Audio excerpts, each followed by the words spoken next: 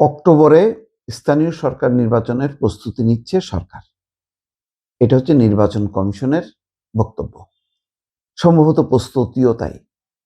এর মধ্যে খবর দেখলাম যে জুলাই উপলক্ষে যে দেশব্যাপী পদযাত্রা করবে এনসিপি, তারও মূল লক্ষ্য হচ্ছে স্থানীয় নির্বাচন।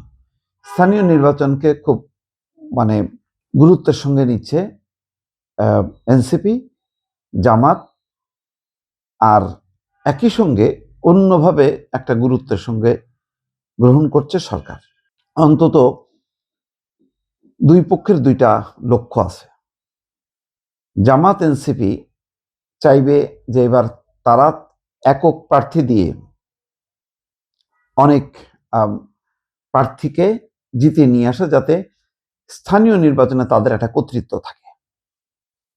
অনেকে বলছে যে বিএনপি বেকায়দায় পড়বে, কারণ বিএনপির একাধিক প্রার্থী। বিএনপি এটা জানে।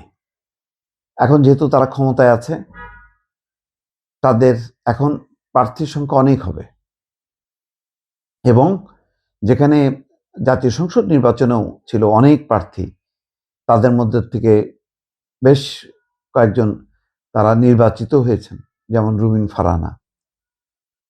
তো সেরকম স্থানীয় নির্বাচনে সেটা হবে। জামাত এনসিপি একক প্রার্থী দিতে পারলেও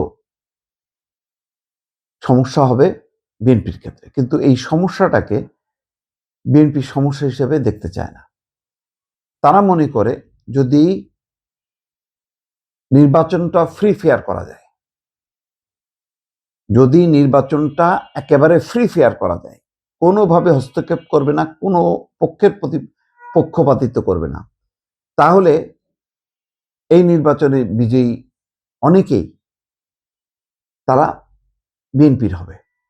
এখন যে জায়গায় বিএনপির 3 জন প্রার্থী বা 4 জন প্রার্থী আছে, লোকাল পর্যায়ে কে জামাত প্রার্থী, কে এনসিপি প্রার্থী, কে অন্য দলের প্রার্থী, তার চেয়ে মূল্যায়ন হচ্ছে ওই এলাকায় কে যোগ্য প্রার্থী, মানুষ তাকেই ভোট দেবে। লোকালি যখন নির্বাচন হয় তখন একেবারে ঘরের প্রার্থী, তো ঘরের প্রার্থীর রাজনৈতিক চরিত্র, রাজনৈতিক অবস্থানটা কেউ বিশ্লেষণ করে না, দেখে যে প্রার্থীটা ঠিক আছে কিনা। তা না হলে কেউ নৌকা মার্কা ধানের শীষ নিয়ে যাই হোক না কেন, যদি প্রার্থী ঠিক না হয় তাহলে প্রচুর বিপক্ষে যারা বিদ্রোহী তারা হয়। এবং গত 7 দফা যে নির্বাচন ছিল আওয়ামী লীগের সময়, দেখা গেছে বরং দলীয় প্রার্থীর তুলনায় বিদ্রোহী প্রার্থী বেশি জিতছে। কারণ যখনই নাকি সরকার দল কোনো প্রার্থীকে সিলেক্ট করে দেয়, তখন এলাকায় একটা বিরূপ পরিবেশ বা বিরূপ একটা মনোভাব জন্ম নেয়। তখন মনে করে সরকার বোধহয় ইন্টারফেয়ার করতে চাচ্ছে। এই ইন্টারফেয়ার করাটা, পক্ষপাতিত্ব করাটা মানুষ পছন্দ করে না। তখন মানুষ উল্টা রিয়াক্ট করা শুরু করে। যখন দেখবে যে না, এখানে সরকারের কোনো বাধা নেই, যে যার মতো ইলেকশন করে, তখন মানুষ ফ্রি ফেয়ার মুক্তভাবে ভোট দিতে পারে। কিন্তু যখনই সে নির্দিষ্ট করে দেবে যে এই আমার প্রার্থী, অমুক আমার প্রার্থী, তখন মানুষ তার বিরুদ্ধে অন্য প্রার্থীকে ভোট দিয়ে তাকে হারানোর চেষ্টা করবে। কারণ তখন মনে করবে যে প্রশাসন, পুলিশ বোধহয় ওই সরকার দলীয় প্রার্থীর পক্ষে কাজ করবে।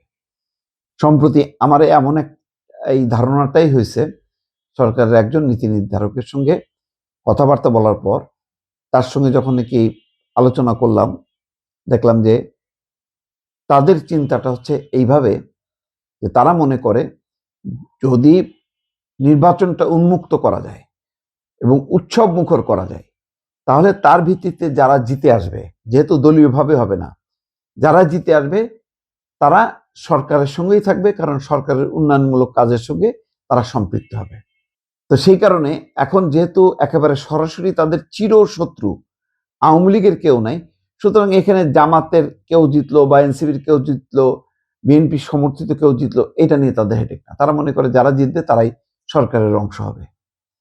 এই চিন্তা চেতনার আলোকে তারা একেবারেই মুক্ত ছেড়ে দেবে যে বিএনপির যে সমর্থিত যেই হোক না কেন, সে তার মতন করে যে কোনো প্রতীকে নির্বাচন করুক, সরকারের কোনো বাধা নেই। সরকার শুধু একটা জিনিস এনশিওর করতে চায়, সেটা হচ্ছে নির্বাচন যাতে টাকার খেলা না হয়, নির্বাচনে যাতে পেশি শক্তি ব্যবহার না হয়, এইটাকে যদি কন্ট্রোল করতে পারে তাহলে এই নির্বাচনে, স্থানীয় সরকার নির্বাচনে আলটিমেটলি সরকারের জয় হবে।